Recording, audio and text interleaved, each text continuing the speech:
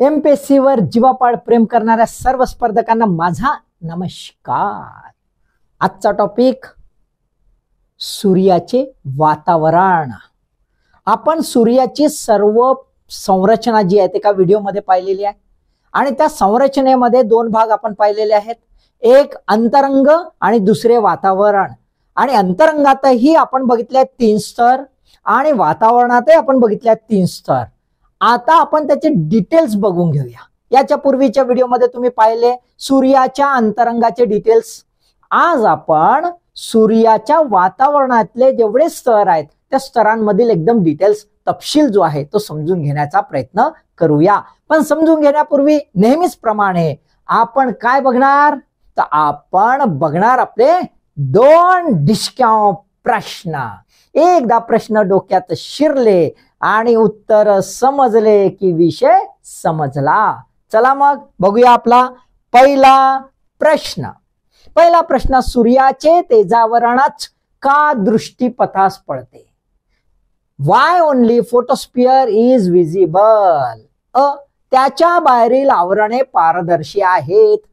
Outer layers R transparent, त्याच्या आतील आवरणे गडद रंगाची आहेत। Interior layers are dark in colours. आणि 4 ऑप्शन ढिशक्या तुमच्या समोर है ना। आता हा प्रश्न डोक्यात फिट ठेवला, ठीक आहे। चला दुसरा प्रश्न। दुसरा प्रश्न, सूर्याच्या वातावरणातील कोणते आवरण केवळ खग्रास सूर्यग्रहणाच्या वेळात दृष्टीपथास पडते? Which layer of the sun's atmosphere visible only in full solar eclipse? तेजावरण, फोटोस्फिअर, वर्णावरण, क्रोमोस्फिअर किंवा कोरोना किंवा तिन्ही कोणतं काय? ऑप्शन्स तुमच्या समोर। बरोबर आहे। 2 प्रश्न डोक्यात फिट। आता आपण विषय समजून घेऊया। चला तर आपण आधी बघूया डायग्राम। इंटेरियर बघितलं होतं, अंतरंग बघितलं, व्हिडिओ पाहिला नाही पाहिला असेल तर पाहून घ्या। इथपर्यंत आहे अंतरंग। अंतरंगाचं सर्वात बाहेरील आवरण कोणता स्तर? तर आपल्याला दिसतेच बाहेरील आवरण हे आहे कन्व्हेक्शन झोन, संवहन स्तर। मग संवहन स्तर आहे त्याच्या वर जो आहे त्याला म्हणतो आपण तेजावरण, कारण संवहन स्तरातील जे खडखड खडखड होणारा बुडबुडे जे आहेत ते येतात याच्यात। आणि आपल्याला दिसते इथे तापमान झालं आहे कमी 6500 केल्विन आणि इथून अजून झालं कमी तेजावरणामध्ये 4400 केल्विन। तेजावरण जर पाहिलं तर केवढं पिटुकलं आहे, तर ते आहे तुम्हाला दिसेल काय पिटुकलं आहे, तर केवळ 500 किलोमीटर। आणि या 500 किलोमीटर मध्ये अराउंड 2000 डिग्री केल्विन एवढं तापमान कमी होते, म्हणजे मंद गतीनं कमी होते, पण तापमानच कमी आहे प्रत्यक्षात। बरोबर आहे। इथून जर आपण थोडं वर गेलो है ना, इथे एक आहे तेजावरणात काहीतरी दिसलाय डाग। कोणता डाग आहे? सौर डाग, सनस्पॉट। त्याचं तापमान तर अजूनच कमी आहे, याच्यापेक्षा कमी म्हणजे 4000 डिग्री केल्विन। त्याच्यावर गेलो वर्णावरणामध्ये। त्याच्यावरचं आवरण कोणतं? वर्णावरण, क्रोमोस्फिअर। क्रोमोस्फिअरची जाडी आपल्याला दिसते केवढी पिटुकली आहे, इथून 2300 किलोमीटर, जास्त नाही। पण तापमान मात्र सरळ 4400 डिग्री केल्विन पासून 10000 डिग्री केल्विन वाढलं। 6000 आणि अराउंड है ना, वाढलं ना। मग तिथून आपण जातो थोडं वर, 2300च्या वर जातो आणि त्याच्या वर बघतो कोरोना। काय बघतोय? कोरोना। कोरोना जो आहे हा 2300 आहे आणि हा 2600 आहे, जास्त नाही मोठा। पण याच्या मधला जो संक्रमण क्षेत्र आहे, ट्रान्झिशन रिजन, ते बघा केवढं पिटुकलं, एवढंस काय रे बाबा, एवढं पिटुकलं हे, एवढं पिटुकल्या असल्यावरही तापमान बघा काय खतरनाक आहे, काय खतरनाक आहे। 10,000 सरळ 1,00,000 डिग्री केल्विन। आणि मग तिथून थोड्याच अंतरावर 2600 किलोमीटरचा कोरोना आहे आणि आपल्याला दिसतं 10 दशलक्ष आहे ना, म्हणजे आपल्याला इथे 1 मिलियन इथपर्यंत वाढलेलं दिसते, इथे 1 लाख है ना, आणि इथे म्हणजे काय दिसतंय, काय याच्यावरून सिद्ध होतं, तापमान जे आहे इथपासून इकडे जे आहे, हा बघा हा पॉइंट आहे, हा पॉइंट मध्ये एकदमच भरकन वाढल्यासारखं दिसतं. आपण जर असं काही डायग्राम काढायला गेलो, सपोज टू बी है ना, आपण एखादी डायग्राम काढायला गेलो, अशी एखादी डायग्राम काढून घेऊ असं, तर आपल्याला काय दिसतंय, तापमान जे आहे कसं आहे, असं म्हणजे असं एक डायग्राम काढली आपण, तर तापमान जे आहे 6000 पासून इकडे कमी झालं रे बाबा. तर हा पट्टा कोणता झाला, हा इथून असं पकडूया, हा 6500, हा 4400 घेऊन घेऊया, इथून असं वाढलं है ना, इथे 10000 वाढलं. आता वाढल्यानंतर इथून हा जो पट्टा, ह्या पट्ट्यामध्ये तर हा पट्टा विचारूच नका, असा भरकन वाढला, एवढ्याच एरियामध्ये भरकन वाढला. लक्षात आलंय है ना, इथे भरकन वाढलेलं दिसते 1 लक्ष 1 लाख, आणि याच्यामधून तर अजून हा कोरोनाचा आपल्याला काय दिसते, भरकन तापमान वाढलेलं दिसून येतं. ठीक आहे, आता आपण एक एक टप्पा समजून घेऊया है ना. ठीक आहे, पहिलं तेजावरण फोटोस्पियर हा ग्रीक वर्ड पासून घेतलाय. फोटो मीन्स लाईट, प्रकाश, आणि स्पियर म्हणजे वलय, म्हणजे प्रकाशाचं वलय. प्रकाश आपल्याला दिसतो, कोणता फोटॉन दिसतो, प्रकाश आपल्याला दिसतो. प्रकाशा व्यतिरिक्त बाकीच्या लहरी आपल्याला दिसत नाही. प्रकाश लहरी हा व्हिजिबल लहरी आहेत, दृष्टीपथास पडणाऱ्या लहरी आहेत. त्याच्या बाहेरचे नाही, इकडचे तिकडचे आपल्याला काही दिसत नाही. आपण भोकणे आहोत, त्याच्यासाठी काय आहो, आपण भोकणे आहोत. बाकीच्या लहरी त्या कुत्र्या मांजरांना दिसते, आपल्याला दिसे नाही, आपल्याला फक्त दिसते त्या प्रकाश लहरी. तर आपल्यासाठी सूर्यानं म्हणलं, बापू मला पाहन कसे रे तुम्ही, म्हणून त्यानं फोटोस्फिअर बनवला. आणि पारे बावा मले काय म्हणला, मला पाहण्यासाठी आपल्याला दिसते फोटोस्फिअर मधून ज्या लहरी येतात त्या आहेत लाईट फोटॉन्स, म्हणजे प्रकाश लहरी. त्या आपल्या दृष्टीपथास पडतात, म्हणून सूर्य आपल्याला दिसते. नाही तर सूर्य लमचा दिसला नसता, आपण बोंबलत राहिलो असतो. ठीक आहे, राईट. आता सूर्याचा हा फोटोस्फिअर आहे, याचा जर एरिया बघितला आपण, तापमान बघितलाय 6500 ते 4400 असं कमी होतं, आणि त्यातला जो सौर डाग आहे त्याचं 4000च्या जवळपास असतं. प्रेशर जर बघितलं, दाब जर बघितला, तर तो काय दिसतोय, आपल्या पृथ्वीवरचा जो वातावरणीय दाब आहे त्याच्यापेक्षा 10% कमी आहे, म्हणजे फारच कमी आहे. आणि डेन्सिटी जर बघितली तर आपल्या पृथ्वीच्या इथली वातावरणीय जी घनता आहे त्याच्यापेक्षा 3400 पटींनी इथली घनता कमी आहे. म्हणजेच काय, थीन वातावरण आहे. कसं म्हणू आपण, थीन आहे, असं पातळ वातावरण आहे, थीन वातावरण आहे. हा खास गोष्ट म्हणजे आपण गाभ्यापासून पाहिलं तर 15 मिलियन डिग्री केल्विन पासून सुरुवात केली होती गाभ्यामध्ये है ना. त्याच्या तुलनेमध्ये जर याचं तापमान पाहिलं तर काय दिसतंय, संपूर्ण सूर्यामध्ये गाभ्यापासून तर कोरोना आणि त्याच्या बाहेर संपूर्ण सूर्याच्या वातावरण आणि संपूर्ण सूर्याचं अंतरंग याचे मिळून सर्वात कमी तापमान हे कुठे आहे, हे तेजावरण मध्ये आहे, फोटोस्फिअर मध्ये आहे, ज्याच्याकडे पाहाले आपली धमक नाही. पाहिला तर बापू डोळे ढिसक्या होतील. दुपारी पहा बरं सूर्याकडे, बरोबर आहे. ते जे तेजावरण ते सर्वात थंड आहे, ते काय आहे, सर्वात थंड आहे. सूर्याचा थंड भाग आपल्याला दिसते बाबा, आपल्या भोकण्या माणसाले तो दिसून येते, बरोबर आहे, राईट. आता हा जो दिसते, आपल्याला जे दिसते त्याच्या आधारावर आपण आकलन करतो. म्हणून सूर्याचा व्यास जेव्हा आपण आकलित करतो तो कशाच्या आधारावर, फोटोस्फिअरचा व्यास म्हणजे सूर्याचा व्यास रे बाबा, असं आपण म्हणून टाकतो. प्रश्न असा विचारू शकतात की सूर्याचा व्यास कशाच्या आधारे, तर तेजावरणाचा व्यास म्हणजे सूर्याचा व्यास गृहीत धरला जातो. ठीक आहे. वातावरणाचा हा सर्वात आतील आहे, वातावरणाचा हा सर्वात आतील भाग आहे, ठीक आहे. आणि याला सूर्याची बाउंड्री, सूर्याची सरहद बाउंड्री समजल्या जाते. आलं लक्षात? आता हा आपल्या दृष्टीपथास का पडतो रे बाबा, तर तो का म्हणते याच्या वरील आवरणे पारदर्शी आहेत. याच्या वर जे आवरण आहे त्याच्यावर कोणते आवरण आहे, कोणते आवरण आहे, तेजावरणाच्या वर क्रोमोस्फिअर वर्णावरण, त्याच्यावर कोरोना, हे दोन आवरण आहेत. हे जे दोन्ही आहेत हे काय आहेत, ट्रान्सपरंट आहेत, पारदर्शी आहेत, म्हणून आपल्याला हा दिसते, नाही तर हा दिसला नसता. या स्तरापासून खाली अपारदर्शकता वाढत जाते, अपारदर्शकता वाढत जाते. म्हणजे आतमधले कार्यकारी आहेत असं म्हणायचं आहे का, नाही. ओपेकनेस वाढत जातं, म्हणजेच काय, डेन्सिटी वाढत जाते, घनता वाढत जाते, घट्टपणा वाढत जातो आणि तेज सुद्धा अति वाढत जाते. त्याच्यामुळे आतमधला भाग आपल्याला दिसून येत नाही. हा का दिसतोय, कारण याची घनता कमी आहे.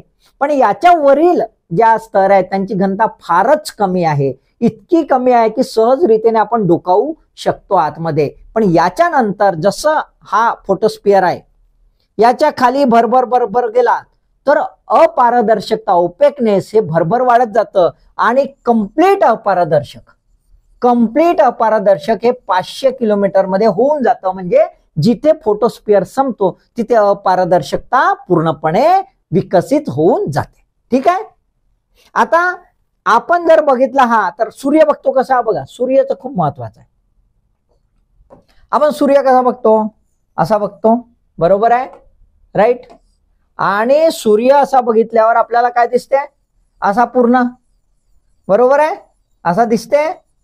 हा जेव्हा सूर्य दिसते असा, तेव्हा हा सूर्य पाहिल्यावर आपल्याला काय दिसते, हे काठ आहे रे बाबा, हे काय आहे, काठ आहे. असा सूर्य एक तबकडी दिसते आणि असा कॉर्नर जो आहे बाउंड्री ते कशी दिसते, एकदम शार्प, तीक्ष्ण, शार्प. आपल्याला वाटते अशीच चक्ती आहे, असा गोल काही लक्षात येत नाही, बरोबर आहे.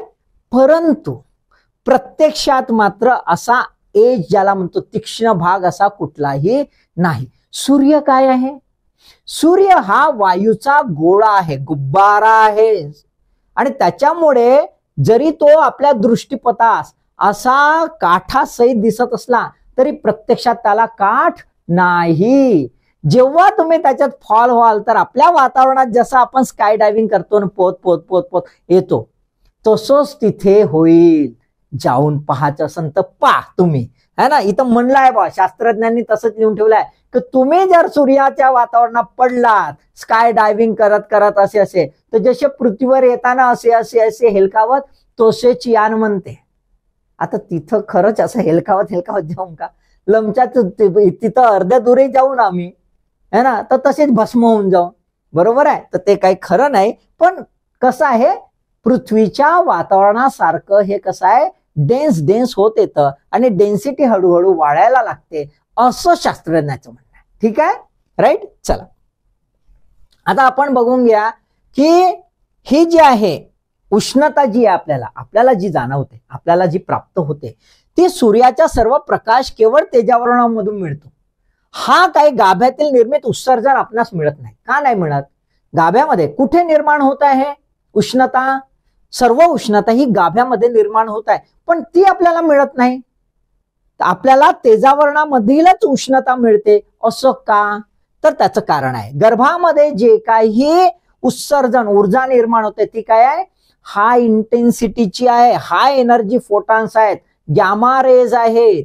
आणि ते गॅमा रेज जे आहेत ते beyond the visibility of the spectrum असं म्हणतात. दृश्य पंक्तीच्या ते बाहेर आहेत. दृश्य पंक्तीच्या ते बाहेर असल्यामुळे त्यांच्यामध्ये गतिमानता जबरदस्त आहे आणि ऊर्जा ट्रान्सफर करण्याची शक्ती जास्त आहे आणि ते एकमेकावर आदळत राहतात. आपण पाहिलेलं आहे, कुठे पाहिलंय आदळणं, रेडिएटिव्ह झोन मध्ये, त्या मागच्या व्हिडिओमध्ये रेडिएटिव्ह झोनला पाहिलाय, आदळ गाभ्यापासून रेडिएटिव्ह झोन मध्ये नुसता आदळापट, आणि एवढा आदळापट होते आणि एक अणू दुसऱ्या अणूला ट्रान्सफर करत असतो एनर्जी. आणि तशा परिस्थितीमध्ये आपल्याला काय दिसते, ऊर्जा खर्च होताना दिसते. ऊर्जा खर्च झाल्यामुळे आपल्याला त्यावेळेस ते दिसत नाही, पण जशी ऊर्जा खर्च होत ते पोहोचतात कुठपर्यंत, कन्व्हेक्शन झोन मधून वर येतात फोटोस्पिअर पर्यंत. फोटोस्पिअरला यांच्यामधील ऑलमोस्ट हे मारामारी करायची धंदे जे आहेत फालतूचे रिकामटेकडे ते सर्व संपले असते, फारच कमी उरले असते. त्याच्यामुळे इथला अणू कसा आहे आता इंटॅक्ट आहे, अखंड आहे. आणि तो अखंडच अणू सहज बाहेर निघतो. बघा अखंड अणू कसा आहे, इलेक्ट्रोमॅग्नेटिक स्पेक्ट्रमचा विजिबल याच्यामध्ये एंट्री करते आणि तो अखंड अणू आपल्या बाहेर निघतो आणि बाहेर येऊन आपल्याला प्राप्त होतो. आपण बघतो इथे भोकण्या डोळ्यानं, ठीक आहे, ते बघतो आणि जी काही ऊर्जा आहे ती आपल्याला प्राप्त होताना दिसते. म्हणजेच काय तर ते जे आहेत गाभ्यातील जे प्रकाश किरण आहेत म्हणजे फोटॉन्स आहेत ते आपल्या दृष्टीपथासही पडत नाही आणि ते हळूहळू हळूहळू आपली एनर्जी विड्रॉल करत करत फोटोस्पिअर पर्यंत येतात. फोटोस्पिअरचा अणू अखंड राहून आपल्यापर्यंत एस्केप होऊन येतो, म्हणून तो आपल्याला मिळतो. आता जे प्रकाशकण तेजावरणामध्ये उत्सर्जित होतात तेच आपल्याला पाहायला मिळतात, बाकीचे पाहायला मिळत नाही. का? कारण की अणूची घनता आवश्यक तेवढी कमी झालेली आहे. अणूची घनता जी आहे फार कमी झालेली आहे आणि प्रकाशकण इतर अणूंशी टक्कर नाही होत आणि ते सूर्यापासून सहजरित्याने मुक्त होतात आणि आपल्यापर्यंत पोहोचतात. म्हणून तेजावरणातीलच केवळ आपल्याला प्रकाश मिळतो असं यावरून दिसून येतं. ठीक आहे. आता फोटोस्पिअर जर बघितला तर हा चिकन चोपडा आहे का? एकदम चिकन्या चॉकलेट हिरो सारखा चिकना चिकना का त्याला दाढी मिश्या काही आहेत? तर तसंच आहे. हा खरबूज आहे. हा कसा आहे? खरबूज आहे, उथळ फुथळ आहे. हा काही चिकन चोपडा नाही जसं आपल्याला दिसते. आपण जर त्याचा ऑब्झर्वेशन जर प्रॉपर केलं तर आपल्याला काय दिसतात? खडगे खडगे दिसून येतात, असे उभार दिसून येतात. जे उभार आहे त्याला आपण काय म्हणतो? कणिका ग्रॅन्युल्स. त्याला काय म्हणतो? कणिका ग्रॅन्युल्स. आणि जे प्रोसेस होते त्याला ग्रॅन्युलेशन म्हणतो. जी प्रोसेस आहे ती त्याला आपण काय म्हणतो? ग्रॅन्युलेशन म्हणतो. म्हणजे याचा अर्थ फोटोस्पिअर जसं आपल्याला दिसते, सूर्य पाहतो तसा शांत दिसतोय मस्त है ना, तसा नाही आहे. फोटोस्पिअर हा कसा आहे? उथल पुथल होणारं वातावरण आहे, खडखडणारं वातावरण आहे. आणि ते खडखडणारं वातावरण कशामुळे आहे? त्या ग्रॅन्युल्समुळे आहे. हे ग्रॅन्युल्स बिलकुल आपले जे हे आहे ओटमिल असते त्याच्यासारखं किंवा आपलं जे फुगलेले जे तांदळाचे दाणे असतात ना तशासारखे फुगलेले दाणे असे दिसून येतात. इथे डायग्राम दिलेली आहे, तुम्ही बघा. संवहन स्तर जो आहे कन्व्हेक्शन झोन, तिथून कन्व्हेक्शन करंट वर येतो आणि बुडबुडे वर येतात. ते बुडबुडे जे आहेत ते असे फुगीर भाग आपल्याला कुठे दिसून येतो? तेजावरणामध्ये हा फुगीर भाग दिसून येतो. आता हा फुगीर भाग जो आहे तो पुश करतात आणि इतक्या जो आहे हा पॉइंट, हा बघा, ह्या पॉइंटला असं फेकल्या जातं. हाच बघा, हा पॉइंटला फेकल्या जातं आणि इथून असा खाली तो चालला जातो. त्याच्यामुळे एवढा भाग जो आहे हा एकदम चमकदार असतो. एवढा भाग कसा? एकदम चमकदार, असा एकदम चमकदार चिकचिक. आणि इथे जे आहे असा खाली आला की इथे म्हटलं डार्क पार्ट दिसतो. म्हणजे हा असा दिसतो इथे डार्क आणि हे म्हणजे असा बुडबुडा असा नाही का ज्वालामुखी सारखा असा बुडबुडा आला ना असा खाली, इथे डार्क आणि इथे एकदम ब्राईट. म्हणजे इथलं टेम्परेचर जे आहे हाय आहे, इथलं टेम्परेचर कमी आहे असं आपल्याला दिसतंय. म्हणजे हे डिसेंडिंग आहे, खाली जाणारं संवहन आहे, बरोबर आहे, आणि हे वर येणारं संवहन आहे असं आहे. ठीक आहे. आता कणिका जे बघितले ते अत्यंत तप्त असतात, भरपूर तप्त असतात. आकार एका कणिकाचा आकार 1500-1600 किलोमीटरचा असतो, खूप मोठा असतो आणि याची रफ्तार जबरदस्त असते, फडफड फडफड. म्हणजे हा वर येण्याची जी गती आहे ती अराउंड 500 मीटर पर सेकंद इतक्या रफ्तारने ते येते. आपला बुलेट ट्रेन याच्या समोर काहीच लागे नाही, ते अवर मध्ये जाते बुलेट ट्रेन आणि हा सेकंदामध्ये जाते. ठीक आहे, राईट. आणि मग वर आली अशी की अशी वर आली की तो जसा बुडबुडा नाही कसा फुटतो, फुटून जातो आणि असं बाहेर निघतंय. आपण नाही का पाण्याच्या उकड्या बघतो, बिलकुल तशासारखा बस्ट होतो आणि एनर्जी रिलीज होते. किती वेळ राहतो रे बाबा? तर हा 10 मिनिटाच्या वर काही राहत नाही, थोडा वेळच अल्प कालावधीसाठी हा राहतो. हा बुडबुडा फुटून जातो.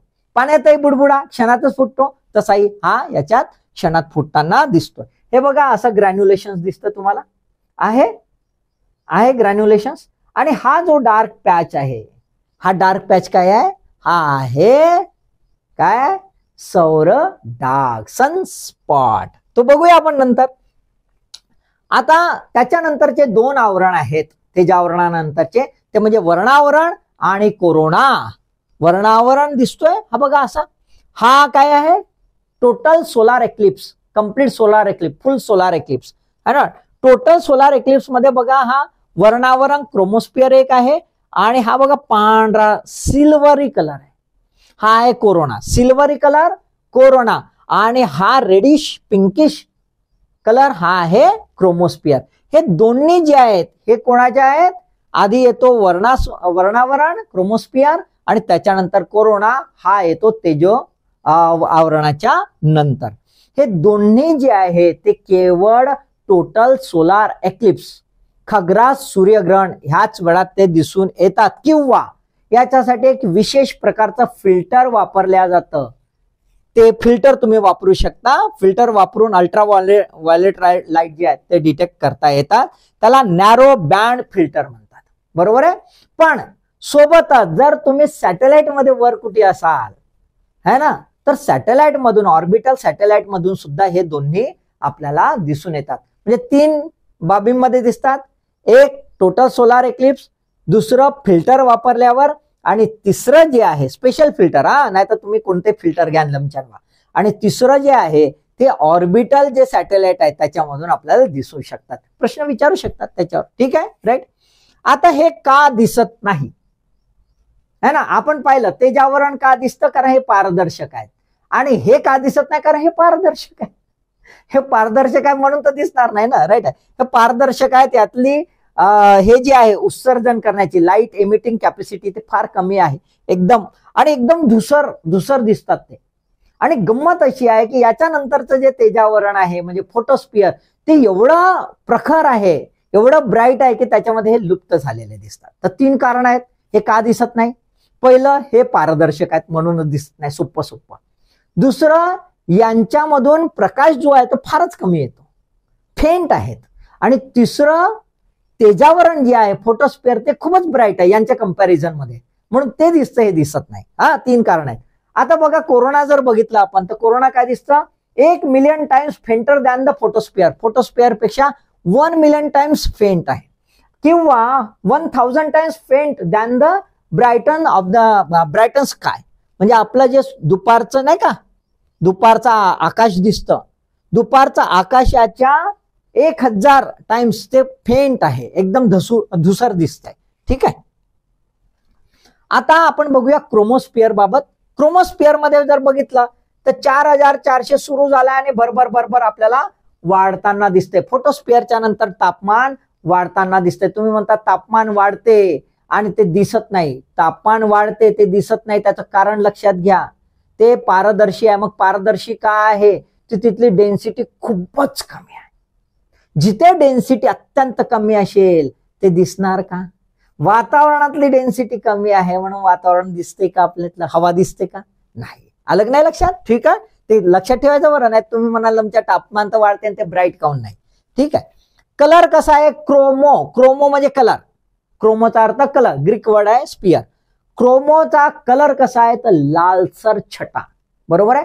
पण लालसर छटा जी आहे ही प्रथमतः लक्षात आली आणि लालसर छटा जी आहे ती स्पेक्ट्रम, कोणत्या स्पेक्ट्रम मुळे आली तर हायड्रोजन स्पेक्ट्रम लाईन्स मुळे माहीत झालं. पण त्याच्यानंतर 1868 मध्ये लक्षात आलं की पिवळी छटा आहे. मग पिवळी छटा आहे ते हे काय आहे, तो हा एलिमेंट माहीतच नव्हता तेव्हा. आणि म्हणून मग त्यांनी नाव ठेवलं की बाबा सूर्याचा कण आहे म्हणून हेलियम हे नाव ठेवलं. मग हेलियम जे आहे ते आपण नंतर शोधलं, म्हणजे पृथ्वीवरचं हेलियम नंतर शोधलं है ना, आधी आपण स्पेक्ट्रम मध्ये शोधलं. ठीक आहे. तर आधी माहित नव्हतं म्हणून त्याचं हेलियम नाव ठेवलं. हे जे आहे लेयर, याच्यामध्ये सेल्युलर कन्व्हेक्शन असतात. जसे संवहन आहे प्रत्येक याच्यात, लक्षात घ्या, संवहन स्तरापासून आता आपल्याला कन्व्हेक्शन बेल्टच दिसते. ठीक आहे. रेडिएशन बेल्ट दिसणार आहे कारण की आता आदळण आपटणं फार कमी झालंय, त्याच्यामुळे इथे जे आहे सेल्युलर कन्व्हेक्शन बेल्टच असतील. पण सेल्युलर कन्व्हेक्शन बेल्ट जे आहेत ते तेजो आवरण जे आहे म्हणजे फोटोस्फिअर आहे. फोटोस्फिअर मध्ये जेवढं बुडबुडे येत होते त्या बुडबुड्यांपेक्षा मोठे बुडबुडे असं गृहीत धरा है ना, खूप मोठ्या विस्तृत प्रमाणात असतात. हे वातावरण जे आहे म्हणजे क्रोमोस्फिअर जे आहे, क्रोमोस्फिअर हे काही शांत नाही. सर्वात खडबडणार आहे, हे आणि कोरोना सर्वात खडबडणार आहे. आणि त्यामुळे इन जनरल क्रोमोस्फिअरला, लक्षात घ्या, क्रोमोस्फिअरला काय म्हणतात, ऍक्टिव्ह वेदर म्हणतात. काय म्हणतात, ऍक्टिव्ह वेदर, म्हणजे अत्यंत कार्यक्षम असलेलं वातावरण म्हणजे क्रोमोस्फिअर आहे. याच्यामध्ये वेगवेगळ्या सोलर ऍक्टिव्हिटी चालताना आपल्याला दिसतात. आता ट्रान्झिशन झोन छोटासा आहे. का ट्रान्झिशन म्हटलंय, कारण तापमान जलद गतीनं वाढत आहे, घनता जलद गतीनं कमी होत आहे. तापमान जलद गतीनं वाढत आहे, घनता जलद गतीनं कमी होत आहे आणि कमी डिस्टन्स मध्ये, केवळ 300 किलोमीटर मध्ये 10,000 डिग्री केल्विन पासून 1,00,000 केल्विन पर्यंत ते तापमान भरभर वाढलं आणि डेन्सिटी तेवढ्याच जलद गतीनं कमी होते आणि म्हणून याला संक्रमण क्षेत्र म्हटल्या जाते. याच्यामध्ये न्यूट्रल गॅस आहे क्रोमोस्फिअर मध्ये, ती कन्वर्ट होऊन आयोनाइज प्लाझ्मा कोरोनामध्ये पुन्हा तयार होतो. कोरोनामध्ये न्यूट्रल गॅस जी क्रोमोस्फिअर मध्ये आहे तिथून कोरोनामधली फुल आयोनाइज प्लाझ्मा पुन्हा तयार होतो. ठीक आहे, म्हणून याला संक्रमण क्षेत्र आपण म्हणतो. सर्वात शेवटचं आहे कोरोना बाह्यावरण. बाह्यावरण, वातावरणाचं बाह्यावरण कोरोना. कोरोना म्हणजे क्राऊन, कोरोना म्हणजे क्राऊन हा पण ग्रीक वर्ड आहे. क्राऊन म्हणजे अक्षरशः चमकदार दिसतं आणि बाह्यावरण आहे म्हणून याला क्राऊन म्हणतात. बाह्यतम, आउटरमोस्ट, सिल्वरी हॅलो, चंदेरी आहे, दिसते चंदेरी आहे. तापमान एकदमच वाढलंय, 10⁻⁶. किती, 10⁻⁴ किती येईल हे बघूया. 10⁻⁴ आपल्याला किती दिसते, 6 मिलियन है ना. 10⁻⁶, 10 दशलक्ष आपल्याला दिसतंय. 10⁻⁻16 ऍटम पर क्युबिक सेंटीमीटर, इतकी कमी घनता झालेली आहे, घनता नसल्यासारखी आहे. व्हॅक्यूम कडे ते वळतं. जसं जसं अजून कोरोना समोर जातो व्हॅक्यूम, आणि म्हणून पृथ्वीच्या आजूबाजूला आपल्याला वातावरणानंतर काय दिसतं, व्हॅक्यूम झालेलं दिसतं. स्पेक्ट्रल लाईन याच्यामध्ये ऑब्झर्व झाली आहे 530.3 ही, आणि नंतर माहित झालं की ही स्पेक्ट्रल लाईन कशाची आहे, तर ती आहे आयर्नची, फेरसची, लोहाची. आणि हे लोह कसं आहे, आयोनाइज्ड, आयनित आहे. आयनित असल्यामुळे कसं आहे, तर याच्यातले 13 इलेक्ट्रॉन याच्यापासून हिसकावून घेतले आहेत.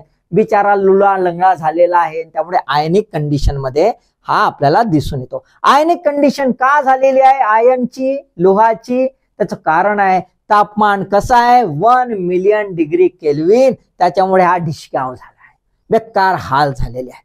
आता आपल्याला दिसतंय की बाबा 1 मिलियन सरळ इतकं तापमान वाढलं कसं, तर आपल्याला असं लक्षात येते की त्या थर्मोडायनामिक्सचा दुसरा नियम हा भसकून गेला. कोणता दुसरा नियम आहे, तर दुसरा नियम हा आहे की गरम वातावरणाकडून थंड वातावरणाकडे आपल्याला वहन होताना दिसतं उष्णतेचं. पण इथे मात्र खाली तापमान कमी आहे, इथे वाढला आहे, तर थर्मोडायनामिक्सचा नियम फेल झाला. पण तसं नाही. काय आहे, इथे जी मॅग्नेटिक बेल्ट आहे सूर्याची, ते मॅग्नेटिक बेल्ट ट्विस्ट होते, अशी ताणल्या जाते, अशी ट्विस्ट, आणि ट्विस्ट होऊन त्याच्यामधून ऊर्जा निर्माण होते, आणि ती इतकी जास्त ऊर्जा निर्माण होते आणि त्याच्यामुळे हे 1 मिलियन डिग्री केल्विन झाला आहे. ट्रान्सफरमुळे नाही झालाय, म्हणजे थर्मोडायनामिक्सचा दुसरा नियम इथे भसकला असं नाही. इथली परिस्थितीच वेगळी आहे. ती कशामुळे, because of the domination of magnetic field lines. Clear. तर मॅग्नेटिक फील्ड लाईन्सना डिस्काव केलं, तिथल्या लाटा एवढ्या जास्त आल्या, एवढे बंबार्डिंग केलं, तिथलं तापमान भसकवून टाकलं ना, एकदम वाढलं आलं. त्यामुळे सूर्याच्या गाभ्यानंतर, लक्षात घ्या, सूर्याच्या गाभ्यात किती टेम्परेचर होतं, 15 मिलियन डिग्री केल्विन है ना. तर त्याच्यानंतर सर्वात तप्त जर असेल गाभ्याच्या नंतर तर ते आहे कोरोना. तुम्हाला सिक्वेन्स लावायला कधी विचारलं तर पहिलं गाभा नंतर कोरोना, डिसेंडिंग ऑर्डर मध्ये, नाही तर गाभ्यानंतर रेडिएशन घ्या बापू. ठीक आहे, तर हा तप्त आहे. आता हे जे आहेत चुंबकीय लाटा, ह्या चुंबकीय लाटा अशा ट्विस्ट होते, असं ट्विस्ट झाल्यामुळे हे जवळ येते आणि ते असे कॉर्नर तयार होते. म्हणून आपण सूर्य नाही का, आपण असं काय लहान पोट्टे काढतील आमचे, असं ते असंच आहे. ते हे टॅपर्ड लाईन्स आहे बघा, अशा टॅपर्ड लाईन्स तयार होतात, त्याला कोरोनल स्ट्रीमर्स, त्याला काय म्हणतात, कोरोनल स्ट्रीमर्स म्हणतात. ठीक आहे. आता कोरोनामध्ये जर बघितलं तर चुंबकीय क्षेत्राचा परिणाम अधिकाधिक होतो, म्हणून 2 एरियाज आपल्याला दिसतात कोरोनावर चुंबकीय क्षेत्राचा परिणाम होत असल्यामुळे. पहिला आहे लघु व बृहत चुंबकीय गतिशील क्षेत्र, म्हणजे याच्यामध्ये मॅग्नेटिक ऍक्टिव्ह रिजन्स होतात आणि एक्स-रे रेडिएशन्स वगैरे एकदम बाहेर निघतात, त्याच्यामुळे हा चमकणारा भाग आहे चकाकणारा आहे, चकाकणारा आहे बघा, असे डान्सिंग झालेले आहेत, एकदम चकाकणारा. त्याच्या विरुद्ध आपल्याला काय दिसतंय, खुले चुंबकीय क्षेत्र आहे, एक ओपन मॅग्नेटिक फील्ड आहे, आणि ते असं दिसतं की ओपन मॅग्नेटिक फील्ड मध्ये तिथे काहीच नाही रे बाबा, तिथे काही नसल्यामुळे तिथे एनर्जी काही रिलीज होत नाही, आतमधली एनर्जी आतमध्येच राहते, उष्णता त्याला काही वर येऊ देत नाही, आणि वर येऊ देत नसल्यामुळे हा कसा आहे, डार्क पॅच. काय आहे, डार्क पॅच तयार झाले, त्याला आपण म्हणतो कोरोना खडगे किंवा कोरोना होल्स, कोरोना खडगे किंवा कोरोना होल्स म्हणतोय. आता हे जे कोरोना आहे याचा चुंबकीय परिणाम जबरदस्त पडल्यामुळे हे 2 प्रकार आपल्याला दिसतात. सोबतच कोरोना जो आहे हा सोलार सायकल सोबतही आपले आकार बदलवतो. सोलार सायकल ही आपल्याला 11 वर्षाच्या ड्युरेशन मध्ये चालते, ते बघून घेऊया नंतर आपण कशी आहे तर ती. तर सोलार मॅक्झिमम म्हणजे जिथे सौर डाग अधिकाधिक प्रमाणात होतात, आणि सोलार मिनिमम म्हणजे जिथे सोलार डाग कमीत कमी प्रमाणात होतात, अशी स्थिती. तर सोलार डाग जेव्हा अधिक प्रमाणात असतात, called as a solar Maxima, त्या वेळात आपल्याला काय दिसतंय, हे बघा, हा कोरोना जो आहे तो जॅग्ड रिम म्हणजे दातेरी अशा कडा, हे बघा दातेरी आहे ना, हे बघा दातेरी कडा अशा तयार होतात, दातेरी कडा तयार होतात. आणि जेव्हा सोलार मिनिमम असतो म्हणजे जेव्हा पीक पॉइंट संपत असतो डागांचा, सौर डागांचा, तेव्हा मात्र कोरोना आपल्याला कसं दिसतं, असे फिदर लाईक आहे ना, पंखाच्या हलक्या हलक्यासारखे धुसर तुऱ्यासारखा होतो, धुसर तुऱ्यासारखा, त्याला विस्पी प्लुम्स असा शब्द वापरला जातो. म्हणजेच काय, सौर डाग चक्रानुसारच, सोलर सायकलनुसारच कोरोना सुद्धा बदलताना आपल्याला दिसून येतो. तर हे काही गुणधर्म आहेत आपण बघितले सूर्याच्या वातावरणातील वेगवेगळ्या स्तरांचे, है ना. प्रत्येकाचे गुणधर्म मी बऱ्यापैकी सांगितलेले आहेत, बऱ्यापैकी कॉन्सेप्ट क्लिअर करून दिलेले आहेत. मला नाही वाटत की आता काही डाऊट असेल. याच्याच आजूबाजूला प्रश्न राहणार, थोडसा अनालिसिस स्वतः पण करा आणि इथले फॅक्ट समजून घेण्याचा प्रयत्न करा. स्वतःचे प्रश्न पुन्हा बनवा, लाईक करा आणि 2 प्रश्नाची उत्तर द्या ना बापू, असा काउंट करता, 2 उत्तर द्या, है ना. नाही समजलं असेल तर पुन्हा पहा, रिव्हिजन करा, मायक्रो नोट्स काढा, शेअर करा, है ना. अभ्यास करताय मला सांगायची गरज नाही, तुम्ही हुशार आहात आणि मेहनती आहात, म्हणून ऑल द बेस्ट.